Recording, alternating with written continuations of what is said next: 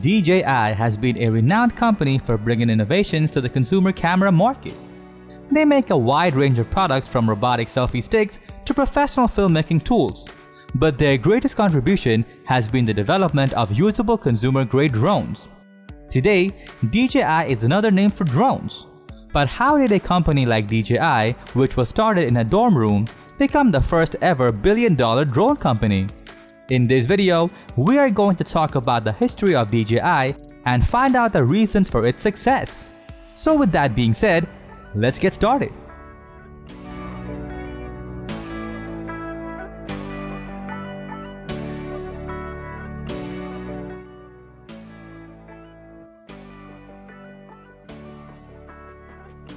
The journey of DJI started in 2005 with Frank Wang, who was a student of Hong Kong University of Science and Technology and a robotics and aeronautics enthusiast. He was given a project by his university to build a drone prototype along with a $2,300 funding. After making successful prototypes in his dorm room, Frank started selling those to universities and Chinese electric companies. In the next year, Frank officially established DJI in 2006. But do you know what DJI stands for and what it means? Well, DJI stands for Dajiang Innovations, which means Great Innovations Without Limits. After the foundation of the company, Wang hired a small number of employees and rented a small office in Shenzhen in the same year. And throughout the year, DJI built a lot of prototype components like autopilot systems and gimbals and sold them. But still, it needed financial backup to go for bigger products. Lou D, who was a family friend of Frank, invested $90,000 to manage the company's finances. In 2009, DJI was able to successfully fly and control a drone around the peak of Mount Everest.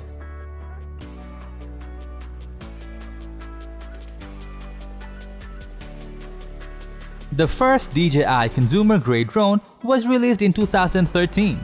The DJI Phantom 1. It had a wide plastic body with some groundbreaking technologies. For example, before the Phantom 1, users couldn't control the position or orientation of their drones. To solve this issue, the Phantom came with an integrated GPS, which was something never seen before. The Phantom 1 could also hold its position during flight, which was kind of magical at the time. But one problem was, it took 90 minutes to charge the battery, but it could fly for only 10 minutes. Besides, it was just a drone with no camera and no mount for a camera. Within a couple of months after the release of the Phantom 1, DJI released the Phantom 2, and this time DJI fixed some of the issues of the previous version. The newer version could fly for 25 minutes and go as far as 300 meters.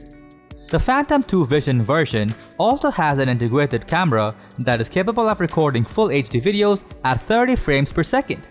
Besides, the Vision Plus version also featured a 3-axis gimbal for smooth and shake-free footage. The drones we have talked about so far were small drones capable of housing small cameras. But what about flying a DSLR or mirrorless camera? Well, to address those filmmaking needs, DJI released S900 and S1000, and with those drones, it was possible to shoot 4K aerial footage with a consumer-grade drone for the first time ever, though it came with a bigger price tag. At the end of 2014, DJI came up with the Inspire 1 with a comparatively lower price tag and some cool new features. Like it had a removable 4K camera module and dual control system in which one would control the drone and the other would control the camera. In 2015, the Phantom 3 came in with 3 different versions: Standard, Advanced, and Professional. The Standard and Advanced versions were able to shoot 2.7K, while the Professional could record 4K videos. The next year, DJI expanded the Inspire series with Inspire 2, and it could fly for 27 minutes and came with an astonishing speed of 65 miles per hour. That allowed users to shoot those car-chasing aerial shots like Hollywood movies. Moreover, it came with an impressive price point of around $2,000 compared to the Inspire 1, which was about $3,000. The innovation of DJI didn't stop there. DJI continued to make magic in its next release, the DJI Phantom 4. which featured the obstacle avoidance system, and it was a game changer as it was the first of its kind. Till now, DJI did everything to upgrade the drone technology, and in the process of doing so, they became bulkier and could be carried along in backpacks. So DJI again came up with the solution, the DJI Mavic Pro. It featured a foldable form factor which makes it a travel-friendly drone. DJI Spark was also a good product with a smaller form factor. In addition to that, there is DJI Mini, which weighed less than 250 grams, that cuts the registration fee for drones. Want to fly a film camera like Red? No problem. DJI has the Matrix 600 to help your filmmaking. So in short, when it comes to drones, DJI always has an answer. Almost all the innovations that we see today in drones are mostly brought by DJI, and this is why it is ruling the drone market.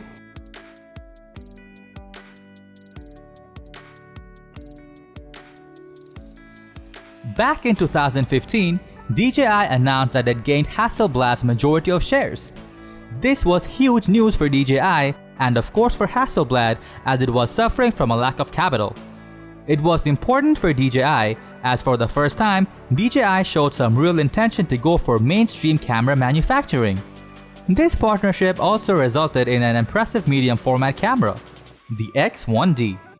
This also proves that DJI has a firm belief in business diversification, and almost all the businesses they stepped in became a huge success in the future.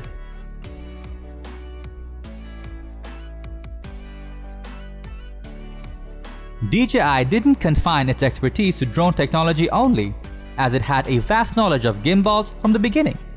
It also created a gimbal lineup for filmmakers, the DJI Ronin. And just like the drone market, DJI is also leading the consumer-grade gimbal market. Though initially, the main focus of DJI was drones. It had to adopt new technologies to make its gimbal work at the consumer end. And with time, the company gained vast experience in the camera market also. And with that experience, DJI entered the action camera market with its Osmo Action in 2019.